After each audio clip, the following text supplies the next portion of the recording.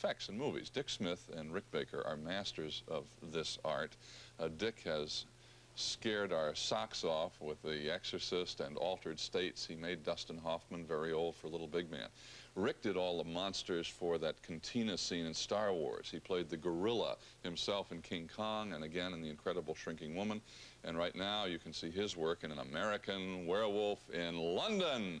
So good morning, Dick. It's nice to see you, and Rick, nice to have you with us. All right, first of all, Dick, show us some of the things so we have an idea about what we're talking about here. Most of the things I do disappear after I'm done, but this is a relic from Altered States, which was the top end of a complete bodysuit that Bill Hurt wore very briefly in order to give him a transformed Altered State. And how did it work? I mean, well, he fit inside all of this, and his facial expressions did move the mouth somewhat.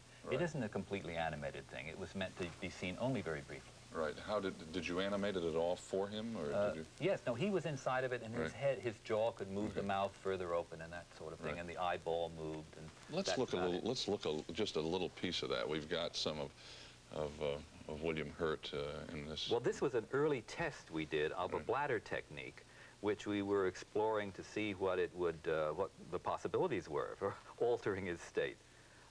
We used bladders in other ways, not as you see here. That would make a great headache commercial. Rick, some of the things that you have here for us. Yeah, most of this is from American Werewolf in London. Right. This is a Nazi demon character. It was in a dream sequence where he violently murders someone. Right.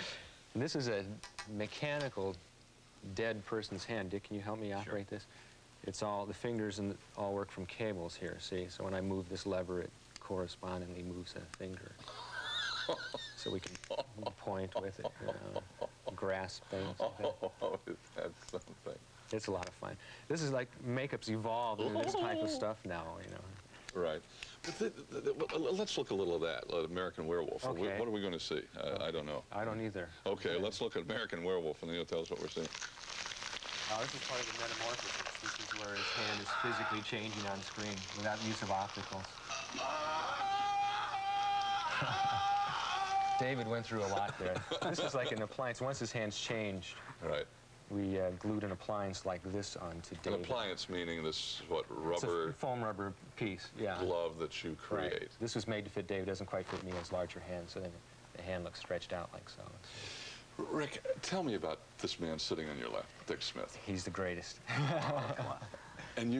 And I know you mean that. Oh, I do. Seriously, yeah. I think Dick's done more to advance the state of art of makeup than anybody. You know, he really keeps the lines of communication open through all the makeup artists that do this type of work. And how long have you been doing this, Dick?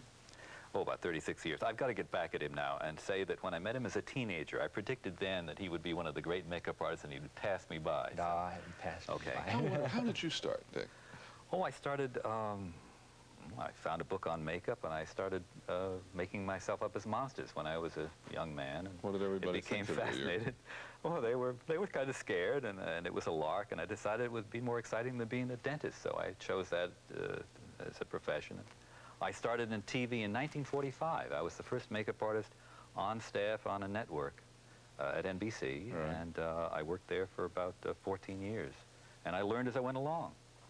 And you do have to learn as you go along. You do, yeah. We're both self-taught. Most of the makeup artists are self-taught. And how did you start, Rick? Where did you? Same kind of thing. I started when I was about 10 years old, and I was fascinated by monsters, monster movies, and then I was a Dick Smith fan, you know, and I said, I want to do that for a living. And same thing, you know, helped me overcome shyness, you know, as a child. Yeah, when you've got a makeup on, it's not you, and you can do things that you couldn't otherwise do, you know. What about, instead of, I would think if you create something that's really unique, that you would want to hide it from all the other artists and say, no, this is mine, and I know I can do a job with it, but that's not the case, is it? No, we haven't done that. We've been against, that used to be the way it was in the early days of film back in the 40s, but I've always felt that it was a stupid policy, and so I've spread around information whenever I could, and it's paid off because now I can learn from guys like Rick who have developed these marvelous things. So we have a very free